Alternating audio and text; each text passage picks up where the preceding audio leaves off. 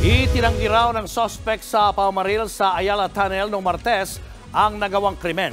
Sa kabila niya, nanindigan ng Philippine National Police na matibay ang ebidensyang hawak nila laban sa suspect. Nasa frontline ng balitang yan, si Gary De Leon. Hindi pinirmahan ng suspect sa Ayala EDSA tunnel shooting ang salaysay na ibinigay sa kanya kanina tungkol sa pamamaril at pagpatay sa driver na si Aniceto Mateo Jr. Tumanggi siyang pirmahan ito matapos kausapin ng kanyang abogado sa pamamagitan ng teleconferencing. Hindi rin natuloy ang sanay inquest ng suspect. Hindi pa kasi nakukumpleto ng Makati Police ang mga dokumento at ebidensya nito. Kabilang dyan ang affidavit ng complainant, makakuha sa CCTV at ang resulta ng paraffin at ballistic test. Tumanggi rin ang suspect na i-waive o huwag ituloy ang preliminary investigation. Nang kausapin siya ng News 5, naging matipid ang sagot niya sa amin. Anong nasasabi mo sa nangyari sa'yo ngayon? Sorry bro. Sorry bro. Dumating din sa Makati Police ang ama ng suspect pero umiwas din siyang magbigay ng pahayag. Sa side naman ninyo, sir.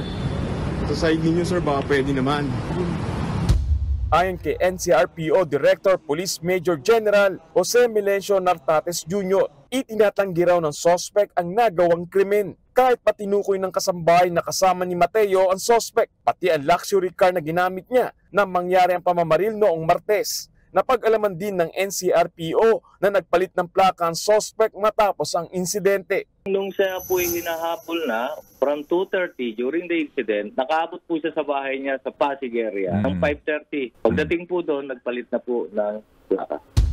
Naniniwala naman ang NCRPO at ang mismong leader ng PNP na matibay ang ebidensya laban sa suspect. Hindi niya po maikakaila is these firearms that was seized from him and at the same time registered under his name ay nagmatch during cross-match sa ballistic spot. Clearly po ay na-establish po na yung barrel na nakuha po sa kanya ay nag-match po doon sa empty shell na na-recover po doon sa crime scene na galing po sa caliber 40 na 9mm pistol. Maliban po doon ay positive din po siya sa paraffin test ng gunpowder nitrates at yung testimonya rin po ng mismong kasama po nung namatay po na biktima clearly identifying po itong ating nahuling suspect. Pero kahit wala pang kasong naisasampa, itinuturing ng case solved ng PNP ang nangyaring pamamaril sa Ayala Tunnel. Bukod sa murder, kakasuhan din ng suspect ng paglabag sa Comprehensive Firearms and Ammunition Law at paglabag sa batas trapiko dahil sa pagpapalit ng plaka ng kanyang luxury car. Bukas, isasampa na ng PNP ang mga naturang kaso. Nagbabalita mula sa frontline, Gary De Leon, News 5. Mga kapatid, Lucy Cruz Valdez po, maging maalam at may pakialam sa mga napapanahong balita sa bansa. Tumutok at mag-subscribe sa News 5 social media pages.